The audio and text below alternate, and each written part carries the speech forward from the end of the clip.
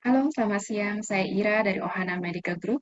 Hari ini kami mengundang Dato Dr. Siva Kumar Retnam dari Subang Jaya Medical Center. Beliau adalah seorang ortopedik yang mempunyai keahlian untuk masalah lutut dan tanggul.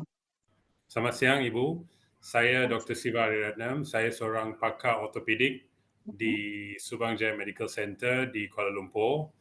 So, um, specialization saya ialah dalam penggantian sendi lutut dan pinggul dan juga surgery, uh, arthroscopic surgery untuk lutut. So dan juga semua surgery dalam semua jenis pembedahan di lutut lah Oke, bisa saya lakukan. oke. So saya ialah seorang pakar ortopedik selama 20 tahun Mhm. dan saya telah menerima training dalam bidang penggantian sendi lutut, pinggul dan juga artroskopi di dua tempat, ya setahun di Australia pada tahun 2007 dan juga di Canada dalam tahun 2009-2010. Mhm. Uh, so saya ada banyak melakukan benda yang sedikit special saya rasa berbanding dengan uh, cara lain. Satu ialah di Malaysia semasa pandemik saya telah melakukan banyak jenis surgery day care. Maksudnya Oh, patient datang masuk rumah sakit waktu pagi, dioperasi waktu pagi, dia bisa jalan pada waktu siang tengah hari dan pulang ke rumah sore. Ada oh, yang bisa naik tangga pada hari yang sama. Tapi ini masa pandemik, sebab masa pandemik itu hospital kami adalah hospital COVID. So mhm. patient ada ramai yang menunggu untuk operasi mereka selama 2 tahun tidak Mhm. dapat dilakukan bila sakitnya sudah agak Hmm, parah. mhm. Kita banyak lakukan operasi day care masa itu. Tapi sekarang kita tidak ada keperluan. Hmm, Dan saya juga melakukan daycare knee replacement yang pertama menggunakan cara konvensional dalam tahun 2021 atau 22. Saya rasa hmm, 2021. hmm. Lepas tu tahun 2023 saya juga ada melakukan daycare dengan cara surgical robotic. Oke. Uh, saya kalau kita tengokkan masalah operasi ini, satu masalah besar ialah sakit lepas dioperasi. Hmm, Dia memang kadang-kadang sakitnya memang memang teruk lah.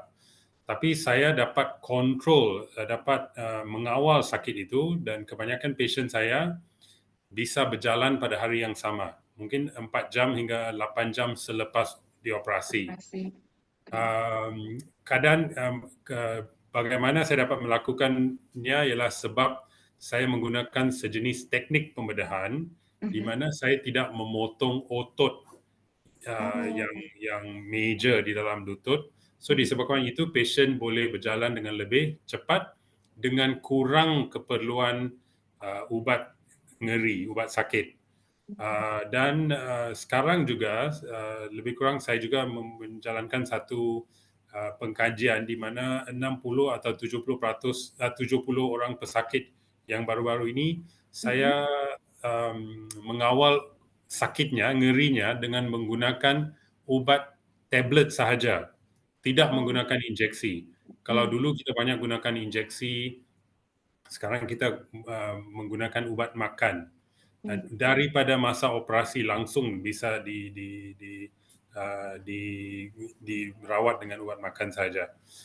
Um, saya tidak banyak memerlukan transfusi darah. mmm, Cara teknik pembedahan saya tidak banyak perlu ditransfus darah. Sebab kalau ditransfus darah dia ada komplikasi dia sendiri.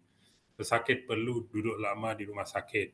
So dalam at least 50-60 patients yang baru-baru ini, hanya seorang patient saja yang memerlukan transfusi. Itu pun sebab sebelum operasi dia punya kandungan darahnya sudah rendah. mmm, Saya ada banyak rawat pasien dari Indonesia, mungkin lebih daripada 15 tahun. Saya juga ada baru-baru ini saya membuat pembedahan knee replacement untuk seorang pasien mhm. di mana ibunya saya pernah operate lebih kurang 15 tahun yang lepas. So saya ada banyak pasien begitu yang ibu lepas tu Anaknya anaknya juga, berjalan satu saya keluarga ya. ya satu keluarga. So ada yang sisters and adik-adik beradik, tapi ada yang sampai anaknya pun saya sudah operasi. Saya banyak prihatin kepada pasien Indonesia dan saya banyak develop teknik di mana mengurangkan keperluan seorang pasien dari Indonesia untuk kontrol. Walaupun Hmm. saya nasihatkan mereka datang balik untuk kontrol, tetapi saya melakukan pembedahan dan rawatan menganggap bahawa pasien itu tidak akan datang balik. Sebab saya pernah ada pasien daripada tempat macam Kepulauan Maluku Ya, atau tempat yang jauh. Untuk mereka datang balik kadang-kadang rumit. sulit ya. So Pesawatnya banyak ya, gantinya. ya dia perlu naik 2 pesawat untuk Betul. datang. So saya walaupun jenis rawat saya selalu sarankan pasien itu datang balik untuk kontrol, tapi saya rawat, saya menganggap pasien itu tidak akan datang balik. Hmm. Dan saya dapati, apa yang saya buat, kebanyakan pasien masa lepas dioperasi, mereka langsung bisa jalan, bisa naik tangga, dan saya juga akan ajar latihan olahraga untuk menganggap bahawa bila pasien pulang ke Indonesia, dia tidak ada fasilitas untuk buat Fisioterapi. fisioterapi. Hmm. Saya akan ajar mereka dan kebanyakan follow up, saya akan bagi kontak WhatsApp. So pasien itu boleh WhatsApp keadaan lututnya, lepas tu saya akan WhatsApp exercise yang dia boleh buat. Saya akan Hmm. bagi bahan-bahan untuk buat exercise sebelum dia pulang. Satu lagi yang saya buat ialah daripada segi dressing. Lepas dioperasi, patient perlu kontrol untuk buat dressing, patient perlu kontrol untuk membuka jahitan. Tapi cara saya buat, saya tidak menggunakan jahitan luaran, gunakan tape sahaja. Hmm. Dan biasanya kan untuk pasien Malaysia, saya letakkan satu dressing silikon. Hmm. Dressing itu tidak perlu dibuka untuk dicuci selama up to 30 hari. Hmm. So, lepas dioperasi tidak perlu dibuka. Lepas 30 hari baru dressing itu dibuka. Hmm. So sama dengan pasien Indonesia, mereka tidak perlu cari seorang doktor di rumah, dekat rumah mereka untuk kontrol, untuk buka jahitan. Tiada jahitan untuk dibuka. Dia cuma ada Ya. dressing itu dikupas sendiri, habis. Tidak perlu dicuci, tidak perlu diobati, tidak perlu buat apa. Hmm. So saya lakukan ini sebab kadang-kadang pasien risau. Mereka pergi cari seorang doktor di tempat, lepas tu doktor itu dia tengok luka, dia terkejut, dia kata oh ini mungkin ada masalah sedikit ke apa kan. So Hmm. saya encourage, saya sarankan pasien buka sendiri, ambil gambar, ambil Terus video, bisa di WhatsApp. langsung hantar kepada saya dan saya boleh bagi tahu pasien itu bagaimana keadaannya. Bila-bila saja mereka boleh kontak. So secara begini saya rasa Sangat kadang-kadang membantu ya, Dok, begitu. kita tidak fikir pasal benda-benda kecil begini. Tapi sebab saya sudah Hmm. at least Sudah lama ya 15 16 pengalamannya. ya 15-16 tahun kan. So kadang-kadang bila ada keluhan pasien itu saya fikir ya ini kami tidak prihatin, tapi kalau kita fikirkan sebagai seorang pasien yang tidak tahu apa-apa kan, mereka pulang, mereka mau kena tanyakan doktor dan susah kadang-kadang untuk cari. Hmm. So daycare, of course untuk pasien Indonesia saya tidak perlu buat daycare, tapi cara rawatan saya pemulihan dia cepat. Hmm.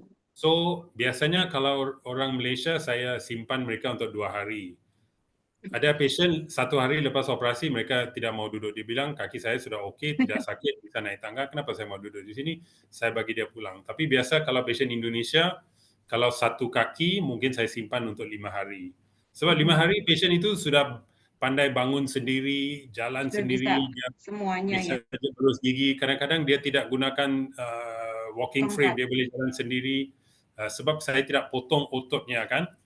So Hmm. dalam 5 hari pasien Indonesia pun rasa kenapa saya duduk sini, saya sudah okey, saya mau pulang. Hmm. So disebabkan mereka pulang naik pesawat, saya mungkin simpannya lama sedikit, 4 hari, 5 hari. Oke. Tapi so masalah lain seperti pendarahan daripada luka, bengkak, itu sangat-sangat jarang. Mhm. Satu lagi risiko operasi ialah darah beku. Darah beku Hmm. itu kalau masuk ke dalam paru-paru, pasien boleh maut, boleh mati. Mhm. Tapi disebabkan saya boleh bagi pasien itu jalan dalam 4 hingga 6 jam lepas operasi, risiko itu sangat rendah. Oh, Dan karena kami juga, darahnya sudah mengalir kembali ya, gitu ya, sebab Dok, lepas ya? operasi, kalau ibu nanti saya akan introducekan saya baru buat satu Instagram account. So Oke. ibu boleh tengok Insta itu, bila pasien itu keluar daripada Dewan Bedah, kakinya sudah dia mula bengkok, Bisa, bengkok lurus, bisa bengkok lurus. bengkok. So dia tidak rehat, tidak kaku kakinya, dia terus langsung boleh bengkok lurus. Lepas balik ke ke kamar dia, bila kalau dia tidak rasa macam pusing, putar kan, Mhm. saya boleh bagi dia bangun dan jalan. Ada yang 3 jam, ada yang 4 jam, ada yang 6 jam. So langsung lepas operasi, pasien langsung bisa lurus dan bengkokkan kaki. So peluang untuk terkena darah beku itu sangat-sangat rendah. Dan kami juga bagi ubat pencairan darah. Kadang-kadang ada doktor yang risau untuk bagi ubat pencairan darah sebab dia takut lukanya boleh berdarah. Tapi saya selama 20 tahun saya sudah masalah itu semua tidak berlaku.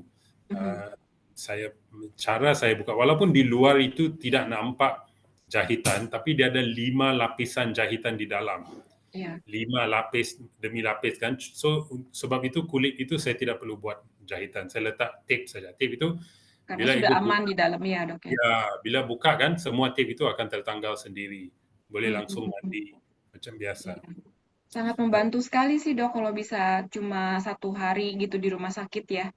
Karena Ya, memang benar di Indonesia nggak semua daerah mempunyai fisioterapi.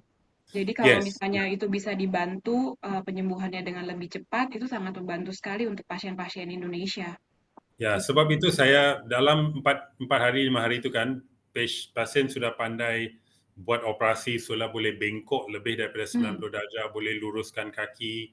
Saya akan bagi dia beberapa alat yang dia boleh pakai, boleh guna untuk menguatkan lututnya. So memang tidak perlu melawat ke fisioterapi.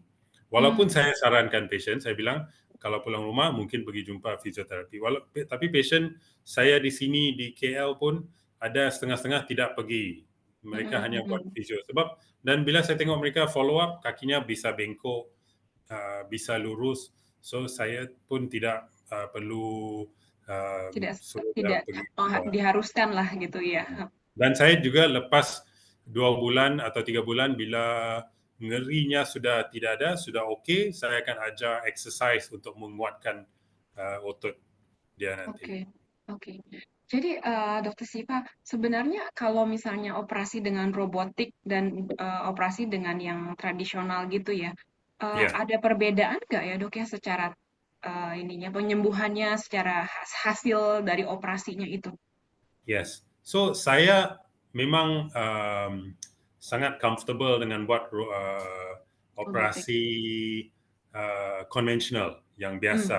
mmm, So dengan tidak menggunakan robotik pun saya bisa bagi pasien jalan pada hari yang sama, pulang ke rumah pada hari yang sama.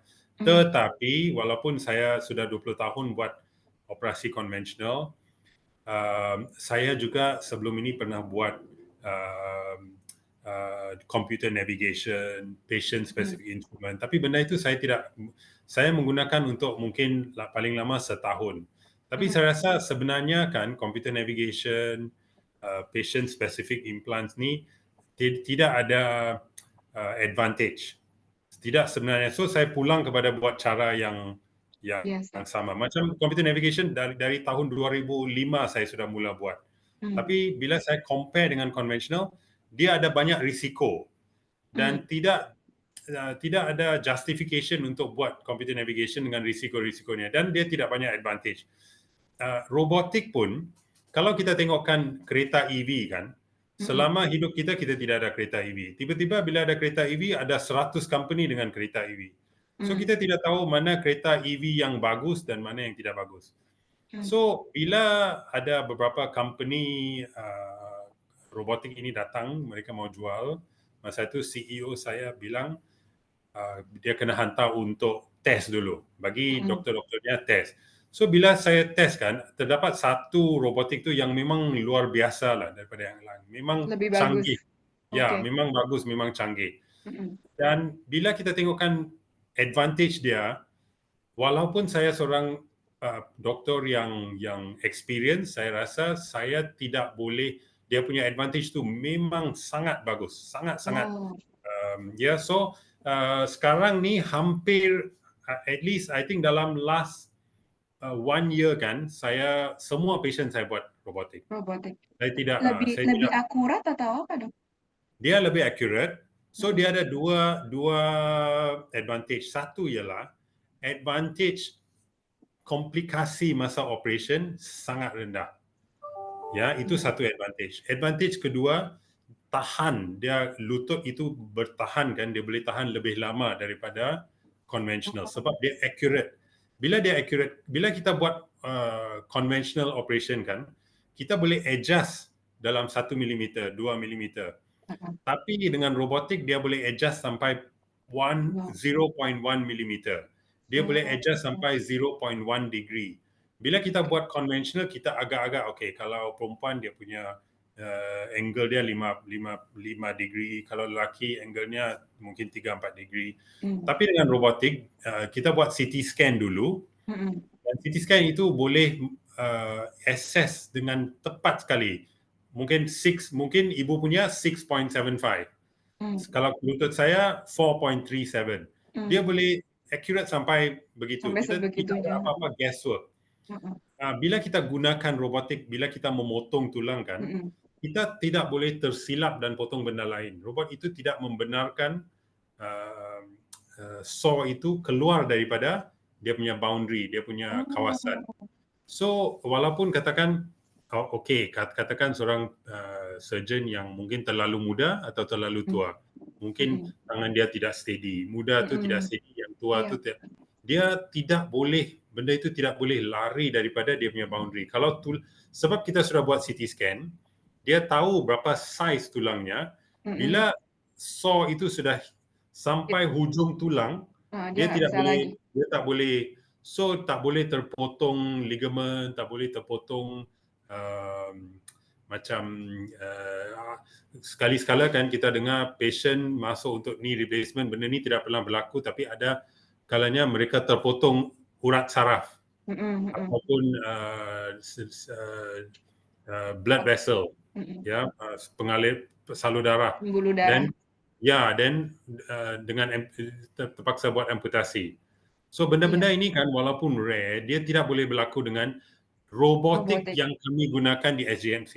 Oh, Robot oke. lain tidak boleh, dia potong, kita kena Tetap. kontrol lagi di mana ya. Dia Mm-mm. boleh terpotong, dia boleh terlebih. Tapi robot yang kita ada ini, dia boleh kawal. Dia ada Mm. banyak kawalan.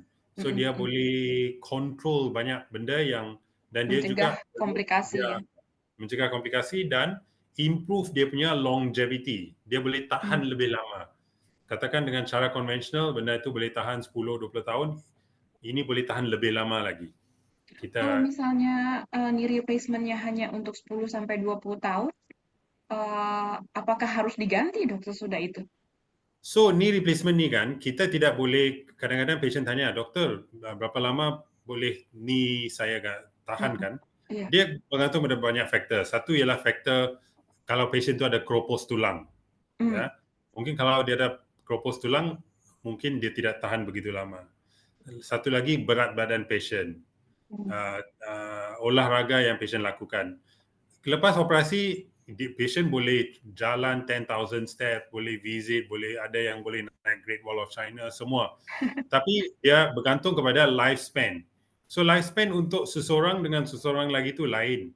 So Mm. kita biasa cakap dari segi percentage. Katakan saya buat 100 operasi. Mm. Mungkin dalam 100 itu 80% boleh tahan sampai dalam 10 tahun 80% masih okey lagi. Mm-mm. Dalam 20 tahun mungkin 60% masih okey lagi. Oh. Tapi dijangka kalau dibuat robotik, mungkin yang 80 itu boleh jadi 85 atau 90. Yang Oh, 60 tu boleh jadi 70 atau iya, 75. Itu yang kita jangkakan sebab dia punya heeh, akurasi itu bagus.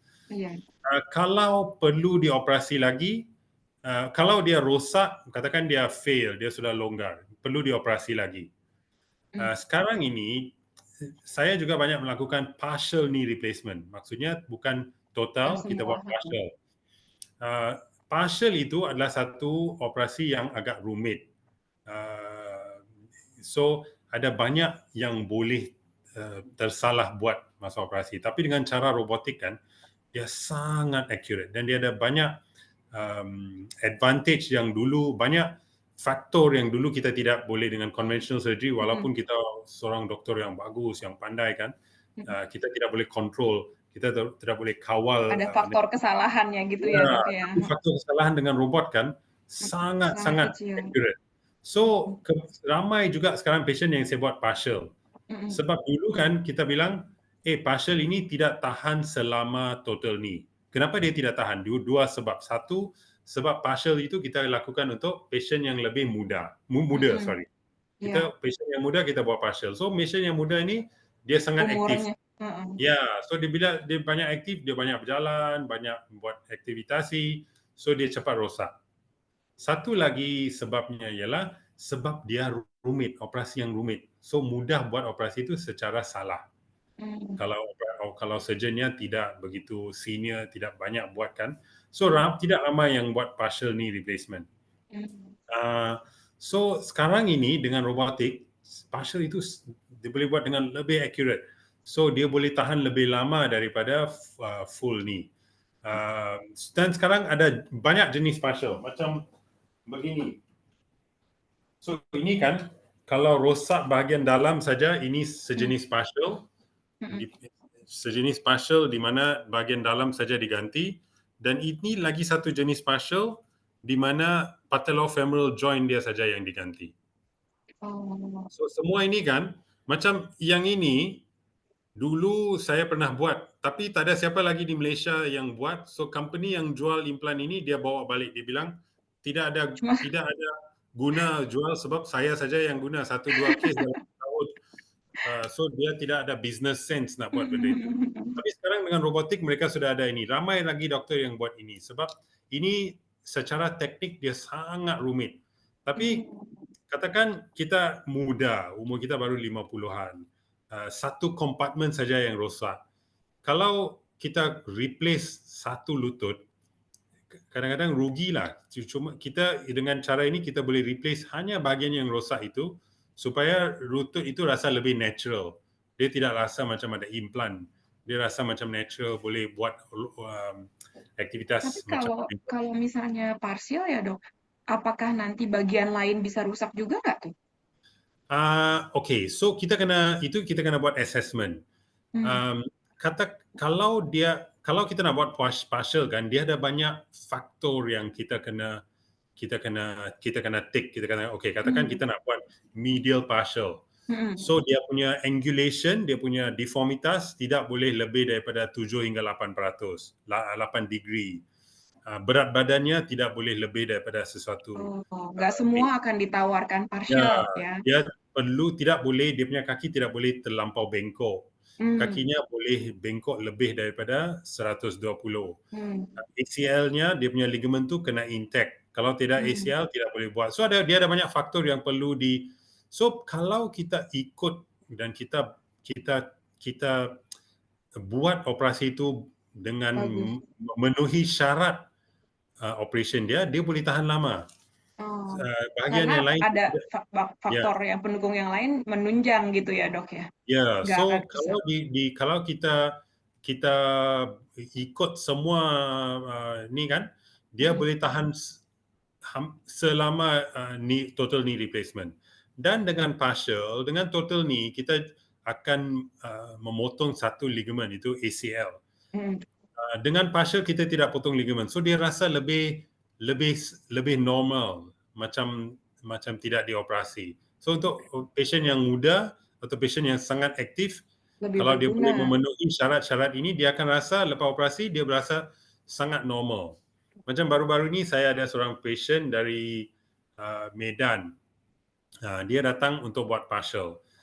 Dia datang cari saya, lepas tu dia bilang, kakak saya pernah buat operasi di hospital lain dengan pakai robotik. Saya tanya, robot mana?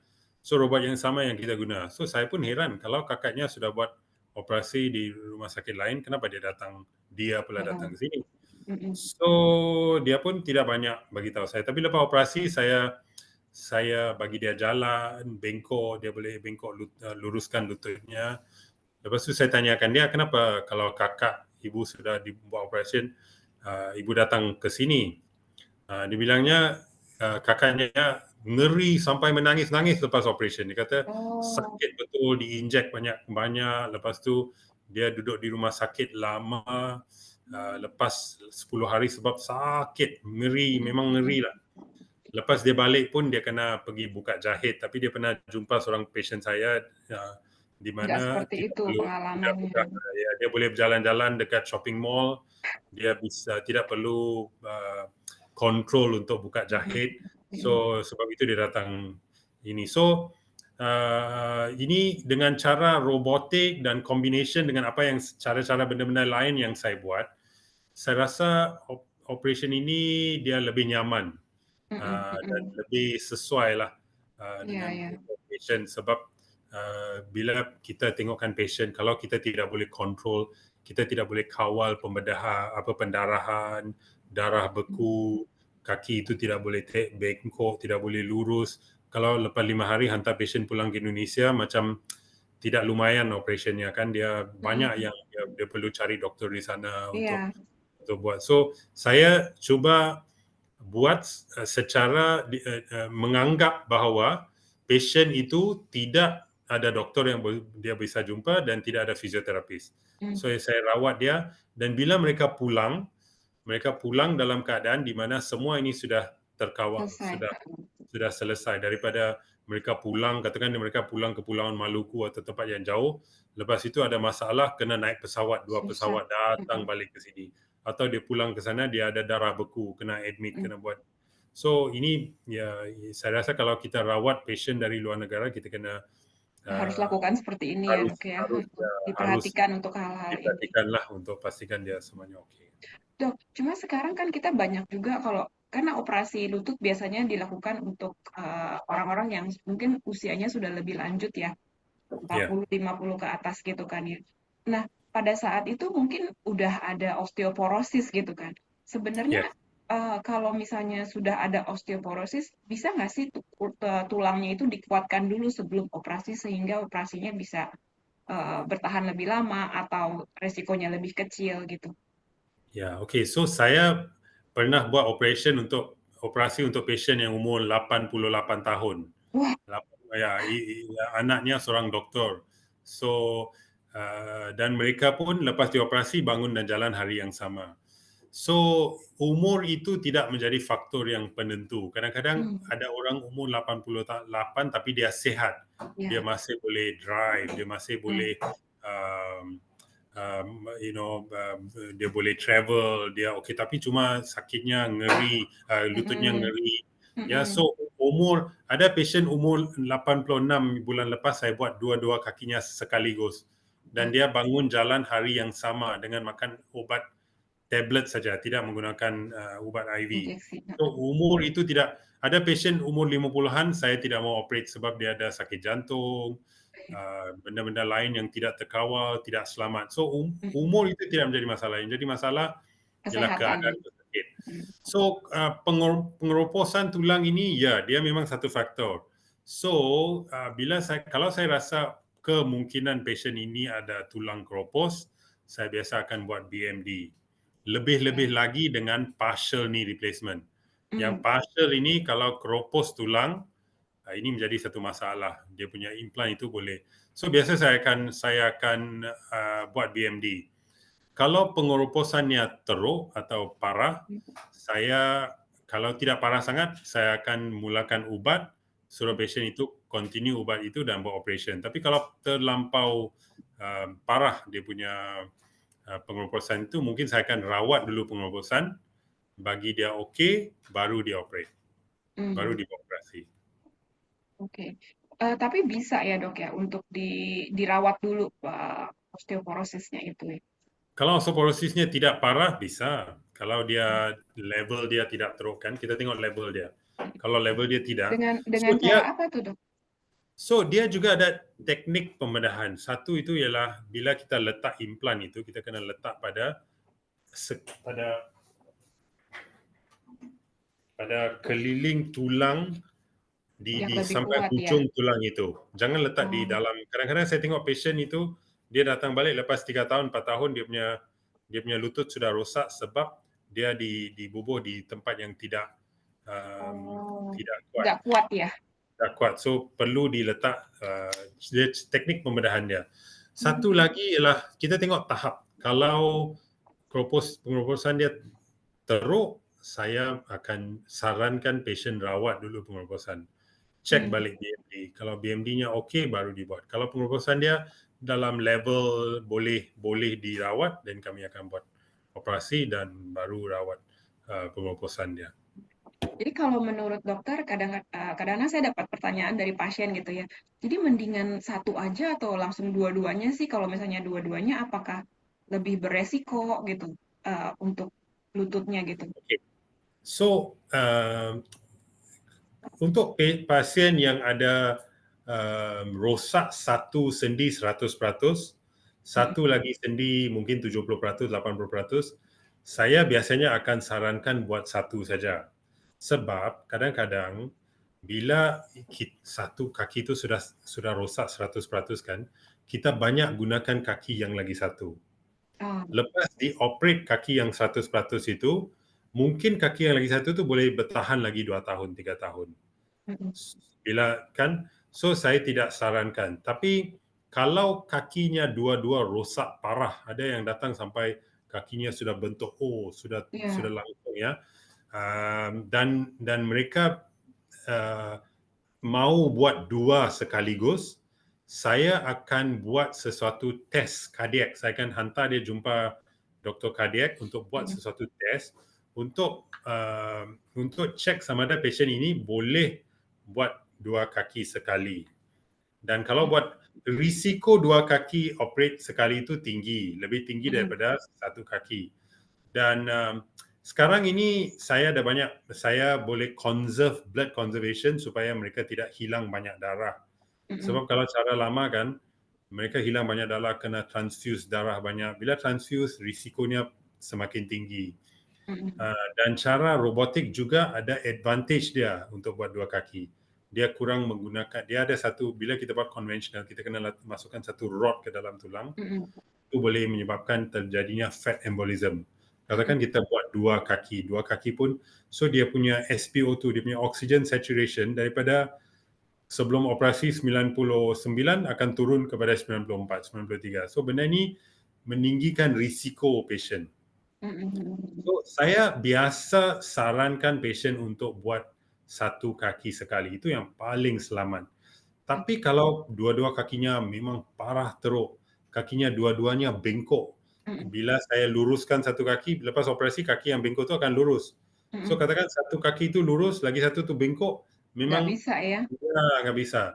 So kalau dalam keadaan begitu, saya akan kalau pasien pun setuju saya nak buat dua kaki sekali, saya akan hantar untuk buat tes dulu, Mm, baru dibuat operasi. Dan saya akan bagi tahu pasien, kita akan buat satu kaki dulu.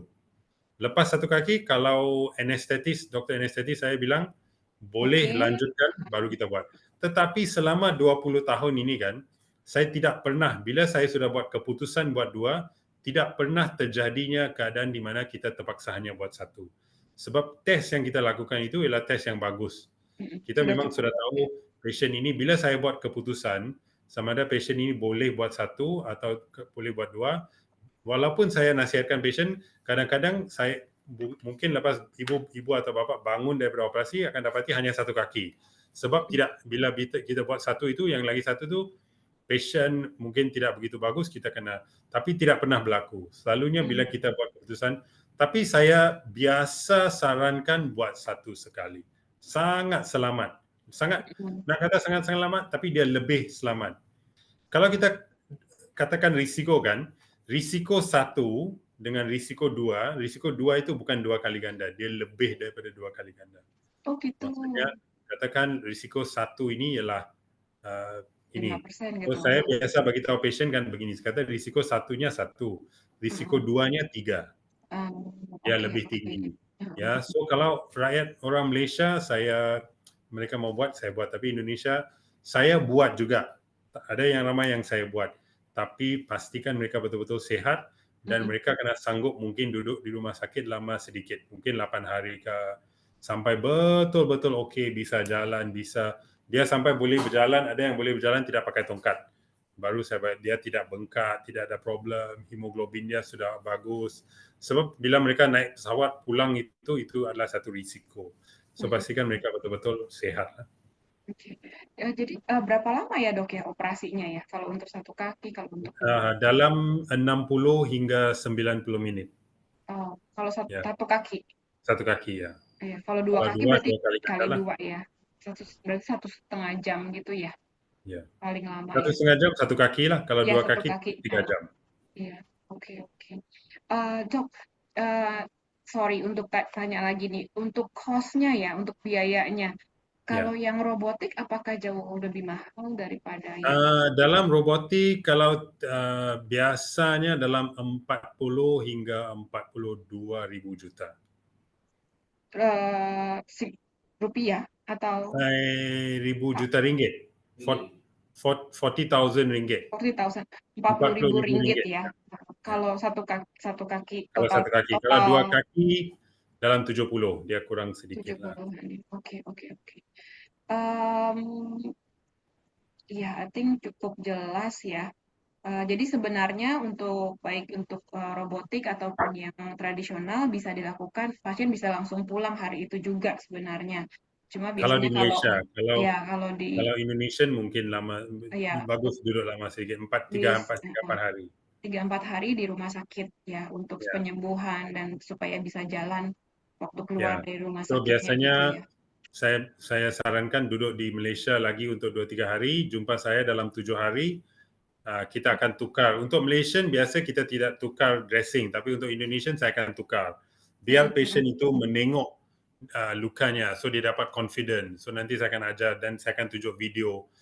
Nanti lepas 3 minggu, 4 minggu bila ibu buka beginilah dia punya tape itu akan tertanggal dengan dia punya silikon punya dressing itu. So Oke. saya akan bagi mereka assurance sebelum mereka pulang. Sebab kalau saya langsung tidak buka wound lukanya kan, Mhm. dia akan risau pulang luka ini Masih doktor ada tidak luka. tengok pun. Ya. Mhm mhm mhm. Iya. Thank you banget ya Dokter Siva atas informasi-informasinya.